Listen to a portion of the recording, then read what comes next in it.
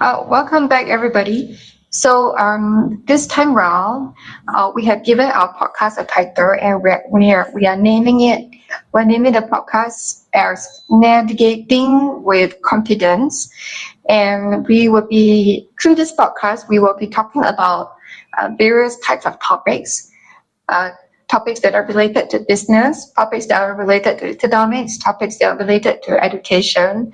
In general, we most of the topics will be related to business, and we will also try to explore some of the more trending topics if there is any. Today's topic, we will be talking about how to get your first customer. And I feel that this is a very important topic for people who are starting to run their business, people who intend to run their own business, regardless whether it's a tuition business, home-based business, or something along the line. All right, I quite like the name of the podcast, that is Navigating with Confidence. And I am okay to talk about the topic of how to help business. How can business get their first customer? Although it is not really an easy topic, because different businesses have different types of challenges, and it will shape how to get that first customer. Because when we talk about businesses, and that there is the traditional brick and mortar businesses, then we have the emerging trend of online businesses, home-based businesses. Then we also have the enterprise level type of cloud businesses that really can scale worldwide. So based on, there are different kinds of model, and different types of businesses will encounter different challenges in getting the first customer. Okay, I didn't really think that much. I was just thinking about business in general, like I'm thinking along the line of like what you said, a traditional mortar business, or maybe something like online fashion boutique, or maybe something like uh,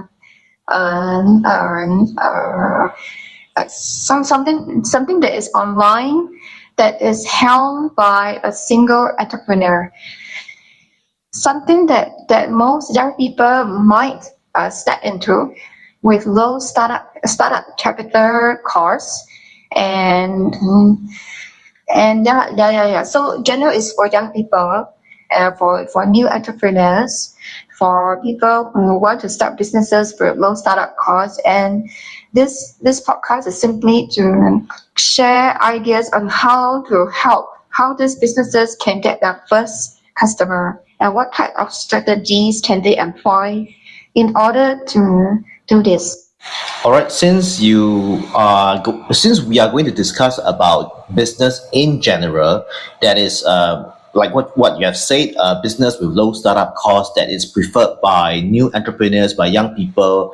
And since we can't really define on the type of business, which is something that I think that is very important to do, because first of all, we need to define what type of business are we going into. And only after we define the business, then we can start to think of ideas. We can go to the next step of brainstorming the strategies to go about getting the first customer. But since you want to keep it general, okay, no problem at all, we can keep it general. So but we still have to put in some assumption. So since we cannot define the business, so I would like to propose that we will define the customer instead. And as of now, what I'm thinking of is we can define the customer. We can group them according to three categories. So there is three categories of customer, and we have to deploy different types of strategies in order to reach out to these three groups of customer. And the first customer group is the very active type of customer, whereby they already have a problem on hand. They really know what they want, and and they are really out there looking for a solution, and it happens that your solution is what they are looking for, and there is a match between your solution and his or her problem, and then something happens. All right, so this is the first group of customer. Then the other group of customer is they don't know what they want. So the customer don't know. The second group is they don't know what they want, and you're telling them that they may have certain type of problems. Then you lead them to guide them to understand better whether they have this problem or not. So you try to guide them towards this direction, after which you propose your solution to them and encouraging them to buy it. Then the last category is people who are, this group is the most difficult group of segment of customer to tackle, which is the laggards, and they will be slow in making any decisions. They'll be slow in taking actions. They'll be slow in almost everything, and they will only buy when they see others are buying. And usually they will only buy when there is word of mouth referral to them, and usually they follow the crowd. So that's about it. I think that this idea of grouping them into three segments is a very clear-cut decision to analyze the entire situation. And but okay, so there is one group that is the first mover, and after that, the second group is those who have who don't know what they want to buy, but you already have a solution. So you want to guide them to buy your solution. Okay. So I would think that this is the first group is the easiest to sell to. The second group is not so easy. Then the third group is the passive buyers, the passive customer who will only join in the crowd after everybody has bought. So they only follow the crowd. And I think that the last group is actually the most difficult to tackle. So based on your opinion, let's say how do we even get to contact these first two groups? All right, to understand how to contact them, right, you have to understand how the history of sales has developed over the years. And I just want to share briefly how it has developed over the years. So before we had all this kind of social media channels, we go back all the way back in history, and you had this idea of a door-to-door salesman. So what this door-to-door salesman is, he or she literally goes door-to-door, knocking on doors, and tries to sell the product to the homeowner. So he will be doing the product demonstration, after which he'll be doing the sales and so on. And for that type of situation, usually he doesn't know what people want. So he has to go through every single neighborhood, every single home, in order to find out who has that particular problem. And if that person happens to have the problem that he is trying to solve, then he'll be selling the product straight to them. If not, he'll be going through door to door, facing a lot of rejection until he faces the right customer. So that's the first. That's how sales was being done initially in the past. Then we had the development of the telephone. Then after that, you have a lot of telecommunication. You have a lot of telemarketing. So you basically were given a book of contact lists, which you had to comb through. The salesman has to comb through, then call every single contact on that particular contact list and try to sell it over the phone. And the same thing goes for selling over the phone, is that you don't know what that person wants, all right? Then you are just basically trying to find someone that has the problem that you are trying to solve. And one way to overcome this is to get a contact list that is specially filtered for your particular product, and you had to pay a price for it. So that's basically a development over door-to-door salesman, which is the telemarketing. Then after telemarketing, you have the development of the television. So this television enables people to sell through commercials, sell through info commercials, which during late night shows, they may be doing some product demonstration, and then they ask you to call in to buy this product, which may be limited and running out of stock. So you had to buy it as soon as possible. So there's a lot of this type of selling over television after telemarketing. So then we went into another phase whereby you have a mixture of everything. Door-to-door salesman, then and the variation of door-to-door salesman is like the how the insurance agents sell, like they sell it in the MRT stations, they sell it in the metro station, they sell it on the street. So it's a variation, a developed variation of the door-to-door salesman technique. Then you have a mixture, mixing in the telemarketing. Then you mix in some info commercials, and you mix in some commercials as well. Then we have, after this, we have the development of the internet. And on the internet, we have a new form of selling, that is a new form of reaching out to the customer. That is, you have people who are now producing content, and this content can sometimes be in the form of a podcast, a video, and the video can be it can be packaged as a comedy skit, it can be packaged as a mini show, and now recently there's the proliferation of shorts that is being made popular by social media platforms such as TikTok and YouTube Shorts. And how it basically work is that it's usually a very short form of video lasting about 15 to 60 seconds. And the main purpose is to cater to the decreasing attention span of most of the consumers. And what it aims to do is it wants to capture attention within that 60 second.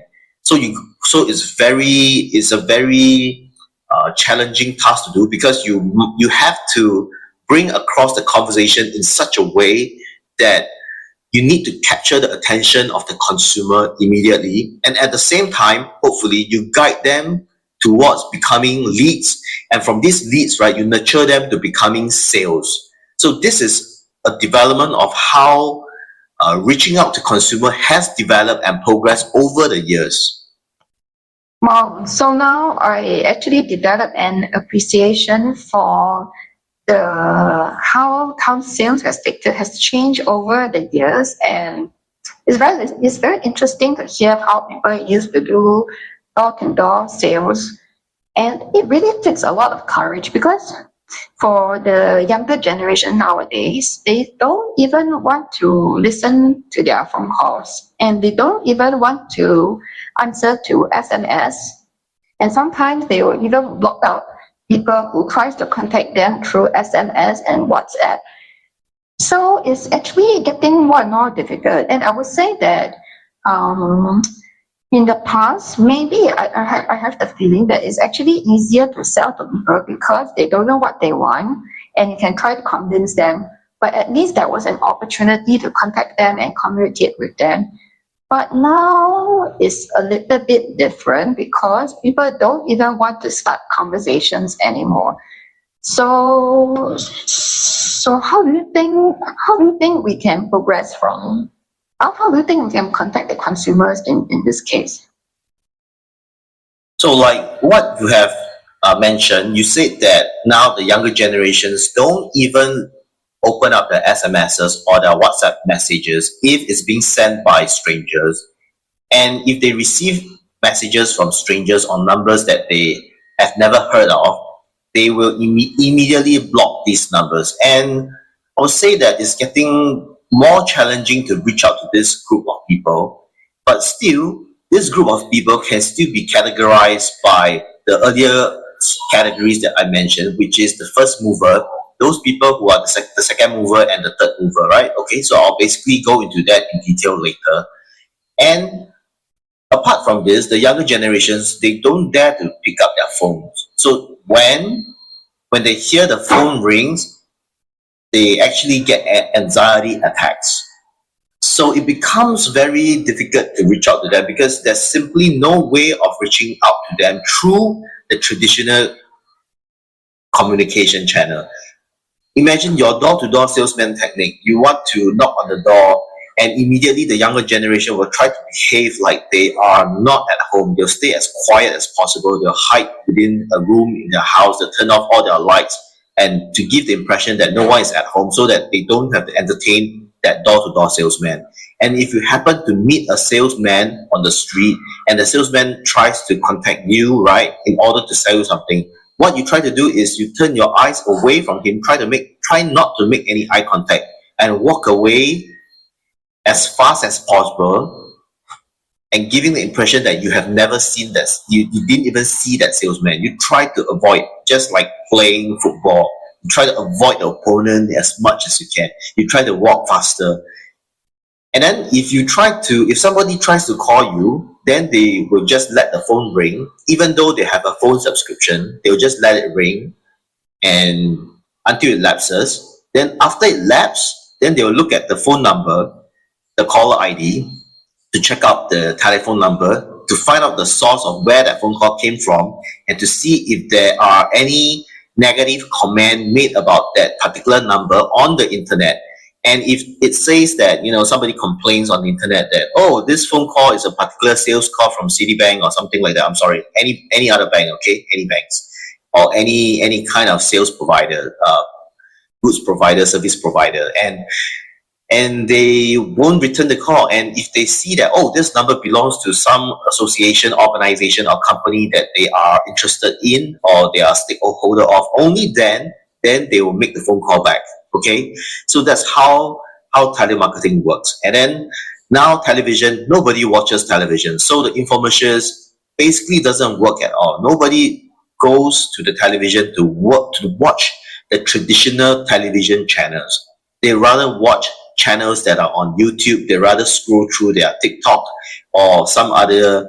I used to watch a lot of sports on X, formerly called Twitter, but now you have very few sports content on X. So basically, I don't go on X anymore. And it seems like the traditional media, that they've been portraying that less and less users are using X. So that's another component of it. Then now people are jumping onto the TikTok and the YouTube Shorts bandwagon, right? So we got to make use of this, right? We got to make use of what the consumer wants. And I would say that it's actually more difficult to sell to the consumer now, like what you have mentioned earlier, simply because of the development of how the attention span have switched over to from a very longer attention span to shorter attention span. Okay, but there's another dimension to it, as in how consumer consumes their entertainment. So now basically people consume their entire entertainment on shorts. That is videos that are lasting 60 seconds or more, which is why it's most probably they'll be on platforms like this YouTube, Instagram, Snapchat, TikTok, and some people will still go on to X because they are promoting a form of short form videos that is lasting not more than 2 minutes, I heard. But the paid users, they can upload long form videos that last maybe a few hours. But okay, that's not the purpose of this chat, right? So this is how it goes.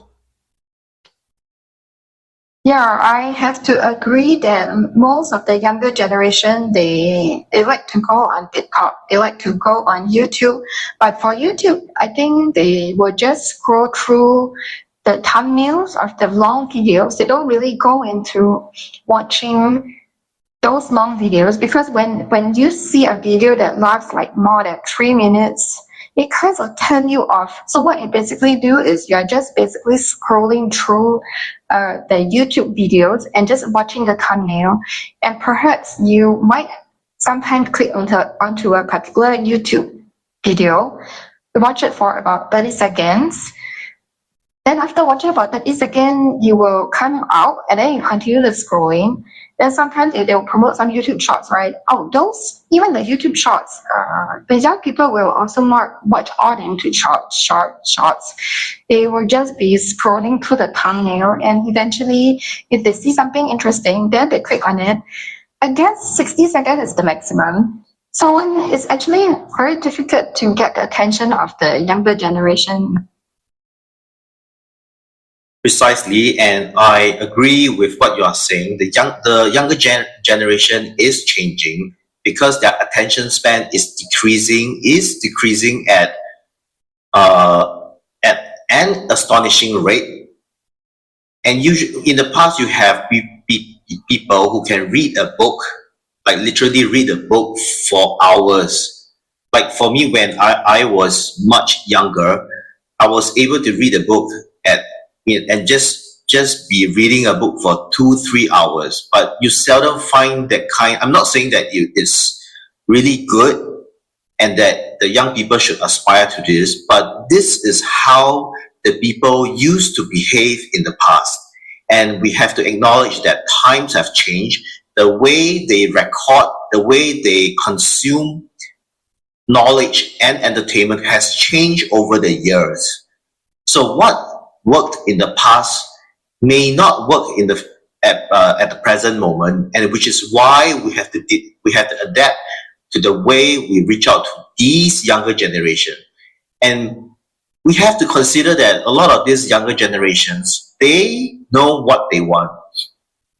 Most of them know what they want because they're exposed to different types of experiences and knowledge through their constant consuming of videos, and of course of various forms, short form, long form. But ultimately they know more at their age compared to people in the past of their age.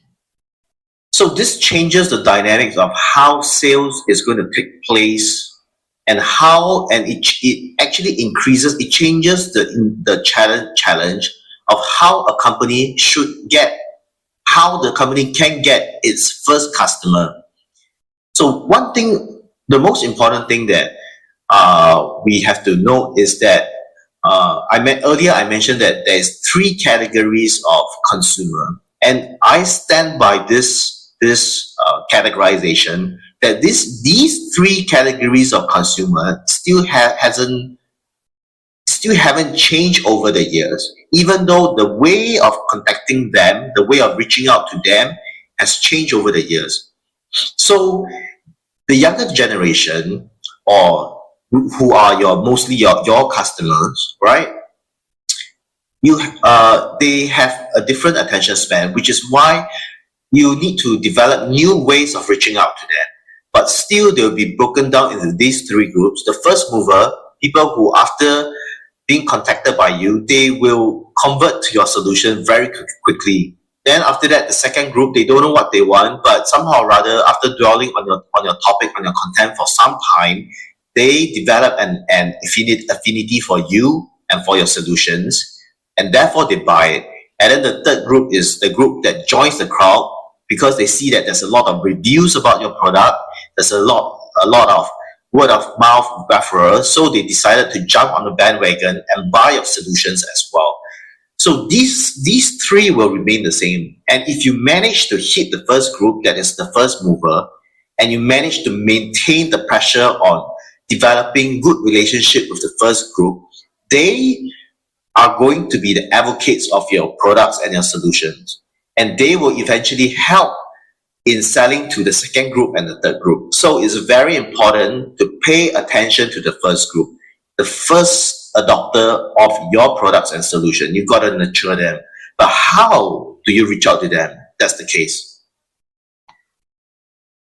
Yeah, I agree with what you say. That is these 3 groups. I think this is a very important knowledge that most business owners must actually take note of.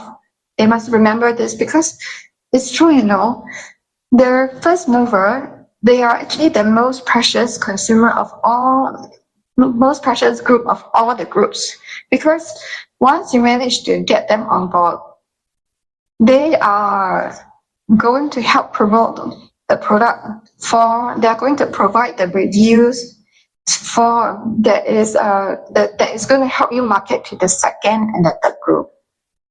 So no matter what, right, it's very important to treat the first group well, but how so that we can continue the good work and continue to sell to the second and the third group, and eventually things will just fall in place. But how exactly must we reach out? How can we reach out to the first group, especially when attention span is going down? I want to know how to reach out to the first group. That is the most important question for me. As what I have mentioned earlier, it is actually getting really difficult to contact consumers through telephones, through televisions, and using door-to-door salesman techniques. Therefore, there must be some ways of connecting to your customers. And one of the most important thing to have in mind is, first of all, you must be honest in your dealings. And to be honest means that whatever your product is meant to do, you have to say exactly what it is meant to do. All right? Don't try to lie about what your product can do. Just say exactly what your product can help your consumer to achieve whatever outcomes that they want. Then apart from that, there is the very important skill of building a community around the solutions or the product that you have. And apart from that, there is also, if you are not an extrovert, you are not very good at reaching out to people, you are not very good at talking to people, then it may be viable to consider reaching out to influencers who have built a community around them. And for these influencers, sometimes they might not have millions of followers, hundreds and thousands of followers. These influencers, some of them, they may have thousands of followers and they specialize in a very specific topic, or they appeal to a very specific age group and a specific demographic that you are trying to target. All right. For example, if you are a tuition business, all right, you are a tuition teacher and you want to focus on getting more students. And it happens that this particular influencer who has thousands of followers, not hundreds of thousands, not millions, but just thousands, but thousands of followers who religiously follow the influencer's update on something like Pokemon, right? Pokemon trading cards. Pokemon trading cards is surprisingly still a very popular topic among students, because the students nowadays, they are still trading in Pokemon trading cards. And I would say that Pokemon has done a very good job of building a community around their product. And I won't go into the specific, but I have been studying the Pokemon franchise for a very long time. They've done a very good job. And okay, so back to this particular influencer. Let's say he is a keen sharer of Pokemon products and he shares knowledge about Pokemon constantly, and all the students, thousands of students, follow him for such updates. And you as a tuition teacher want to reach out to more students, and it happens that this influencer has influence over the group of people that are similar to the demographics of your potential student.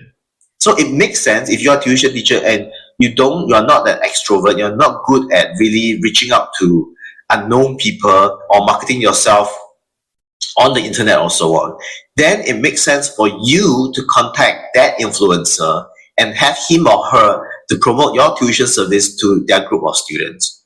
Or maybe instead of promoting, this particular tuition teacher can actually think of creating some sort of content with that influencer, or if the influencer is creative enough and is very used to generate user-generated content, then he or she can actually propose developing a short that somehow or rather integrates the services of the tuition teacher, package it into a film, so that it becomes entertaining enough for her student followers. And in the process of consuming that particular short film, the students are made aware of the tuition teacher's services.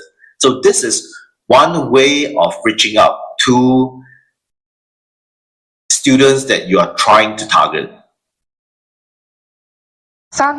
Some tuition teachers, some business owners, even though they are very keen on selling, but actually, most of them actually, I think some of them actually also don't want to show their face, and you can witness this kind of behavior in how they do their marketing. Even though maybe tuition teacher, right? They have to show their face and teach the student, but so they actually really they may not be comfortable in showing their faces and doing mass marketing through YouTube and TikTok, or maybe dance on TikTok or something. It's true, they don't really want to show their face, and it will really affect the way they get more students or get more customers. So I'm very interested. Let's say if they don't want to make use of, okay, so are there any, I think this is a very good way that actually pair with somebody that can help you. In this case, you're saying an influencer who specializes in promoting to a specific demographic of people. But are there any other ways that you can also explore? Can you share more? Yeah, of course I can share more. So let's say, for example, I personally designed and developed this Tuition Near Me platform. So this edutech platform is designed for learners and educators to come together to connect both parties with high quality educational program. So we have a very, very specific niche, okay? We are focusing on helping teachers and tutors to develop high quality content with our tools. And on top of that, after creating all this high quality program, we provide the channel for the tuition teachers and the tutors to monetize their content through our edutech marketplace platform. So this is another method that business owners, business owner in general, they can rely on certain platform in order to generate more sales, in order to contact the consumer. But in the case of the tuition tutors, right, they can turn to online platforms that is like Tuition Near Me. But in this case, for Tuition Near Me, it is the first of its kind in Southeast Asia region. So you can't really find any alternative to it. And the Tuition Near Me platform is very special because on top of creating online content that can be monetized by selling through the marketplace, there are other services to help the tuition teacher to promote their services as well. For example, we have the free function for them to list their events, because sometimes tuition teacher is not just about being good at your skill, which eventually lead to getting more customer, even though that may be an aspect to it, okay? But that is merely just one aspect to it.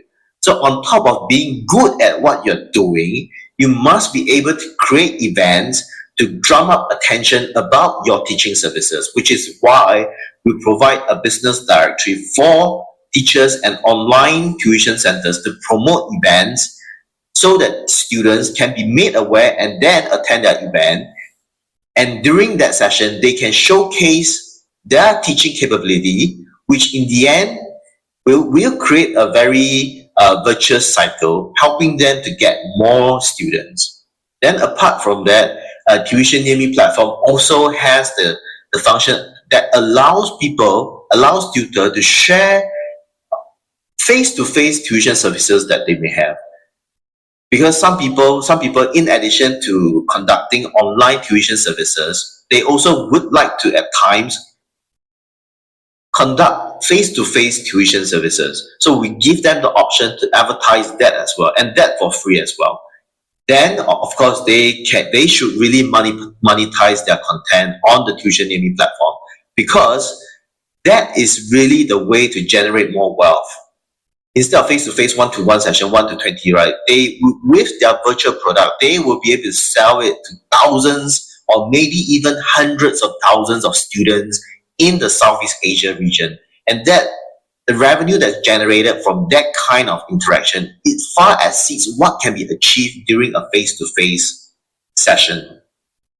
So the gist is that they should try to rely on platforms that really specifically promote the type of capabilities, abilities, or the skills that you have. So that is for example, right, that is just for tuition theory. But if you are a business owner that's selling other types of product, then you should be looking for a platform that caters to your kind of product. For example, if you are selling sneakers, then you should be targeting marketplace platform that specializes in promoting sneakers, because the demographic of the people, the type of people that you're targeting are already on that platform looking for that type of product. And similarly for Tuition Near Me, if you are a tuition teacher, you should create your content on Tuition Near Me, because the students there, the parents and the students who are there, are already there to buy that kind of services, and which is why they are there. And now they have 400,000 over members on the website, and few hundred people are using the platform every single day. So these are the kind of dynamic, and this is how another way that you can reach out and get your first customer. So I think the most important thing that we are discussing right now is that first of all, the consumers are changing. They are no longer accepting requests for communication. What I'm saying is that, they are no longer accepting phone calls. They are no longer reading SMSs, no longer reading WhatsApp. And they certainly will not stop to talk to you in a face-to-face situation. That's highly improbable. And I think, so now what you're trying to say is that we have to somehow rather sound to them when generating content through YouTube, through TikTok, through Snapchat, through Instagram, or any other kind of social media that the younger generation is using. Then apart from that, we're also saying that if you don't have the skill to sell, then just make use of social media platform to connect to buyers who are already looking for the type of product. Am I correct? Well, I would say that you got most of what I've said, but just one point that I like to add again, that is, when generating content for consumers on TikTok, YouTube, and so on, right? You may not just generate the content by yourself, okay? There are other ways of generating content. That is, you can pair up with other influencers. So you and the influencer create a content together. Of course, you must identify influencers who have certain influence in your specific type of domain.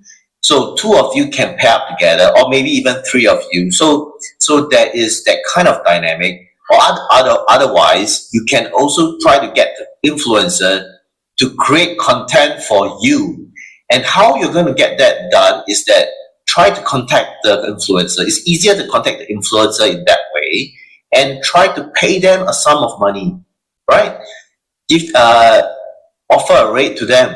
Offer a rate that is acceptable in your region. Otherwise, you can ask the influencer for his or her rates.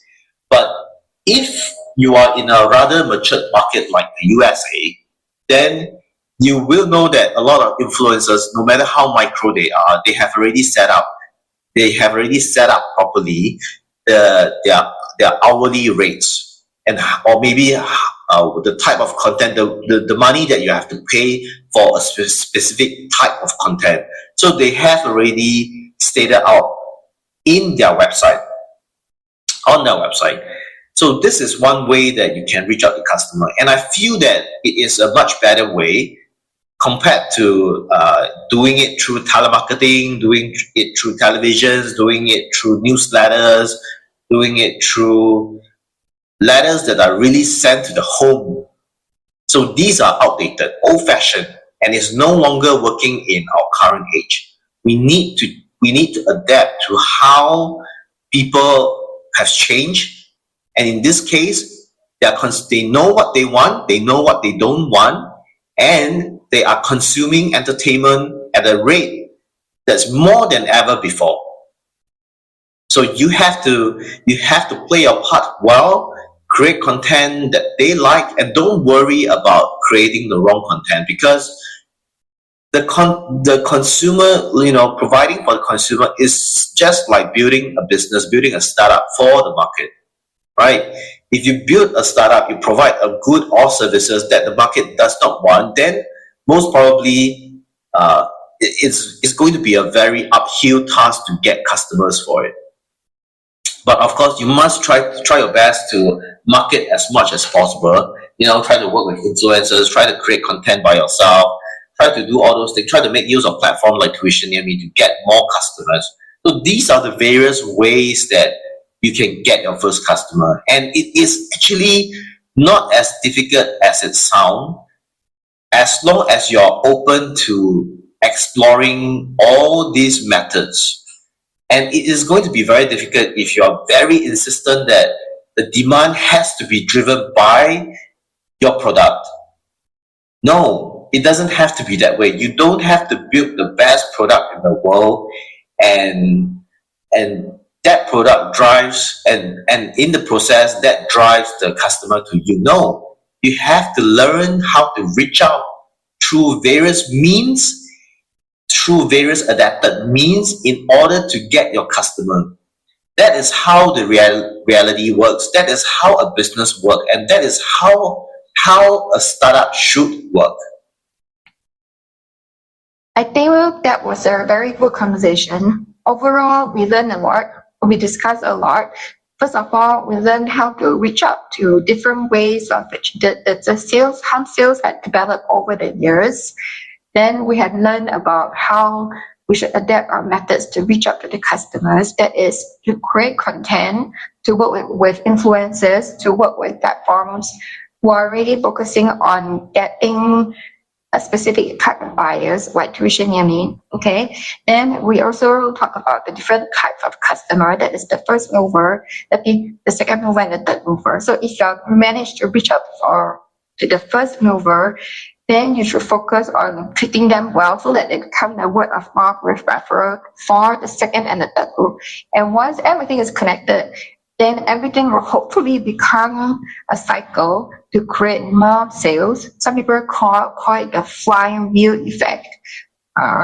And so basically that is the gist of today's podcast. Okay, so I thank you for everyone's time. I thank you to the listeners who have kept with us to the end. We look forward to seeing you at the next podcast. Tuition Near Me, your #1 portal for everything that is related to education. See you at Tuition Near Me.